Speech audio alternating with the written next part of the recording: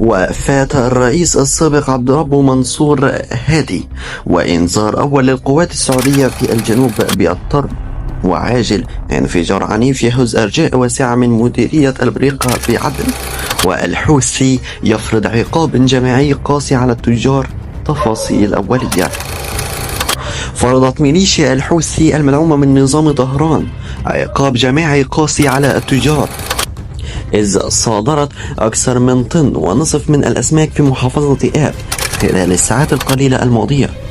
وقالت مصادر مطلعة أن الميليشيا أقدمت على مصادرة وإتلاف أكثر من طن ونصف من الأسماك التابعة لأصحاب المحلات المتخصصة ببيعها في مركز محافظة آب، في سياق حملة ممنهجة تقوم الجماعة لنهب وابتزاز التجار في مناطق سيطرتها.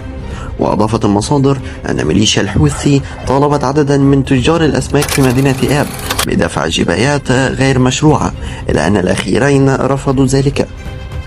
المصادر أشارت إلى أن قيام ميليشيا الحوثي بمصادرة 1600 كيلوغرام من محلات الأسماك في مدينة آب بعد أن رفض أصحابها دفع جبايات اعتبروها غير قانونية. فيما زعمت ميليشيا الحوثي أن مصادرة 1600 كيلوغرام من محلات الأسماك أنها تالفة، غير أنه عقاب جماعي للتجار لدفع الجبايات القادمة فورا. وعاجل هز انفجار عنيف قبل قليل أرجاء واسعة من مديرية البريقة بعدن، ولم يتم معرفة أسباب الانفجار حتى الآن. وقد وجه قيادي في المجلس الانتقالي الجنوبي إنذارا أول للقوات التابعة للمملكة العربية السعودية المتمركزة في الجنوب، تتضمن تهديدا بالطرد وإنهاء تسلطها. صدر هذا في تصريح لعضو القيادة المحلية للمجلس الانتقالي الجنوبي في عدن الدكتور عبيد البري، الذي شن هجوما على المملكة العربية السعودية. أكد فيه أن الجنوب صاحب السيادة على أرضه ولن يقبل بالتسلط والاستبداد. الكشف عن حقيقة وفاة الرئيس السابق عبد ربه منصور هادي الليلة.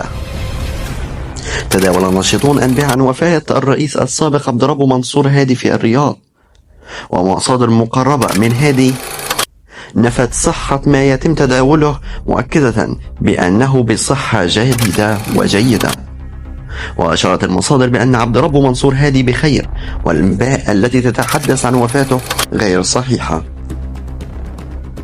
وأيضا القيادي في المجلس الانتقالي الجنوبي هدد المملكة العربية السعودية بالطرد وإنهاء تسلطها، لأن الجنوب هو من يحكم نفسه.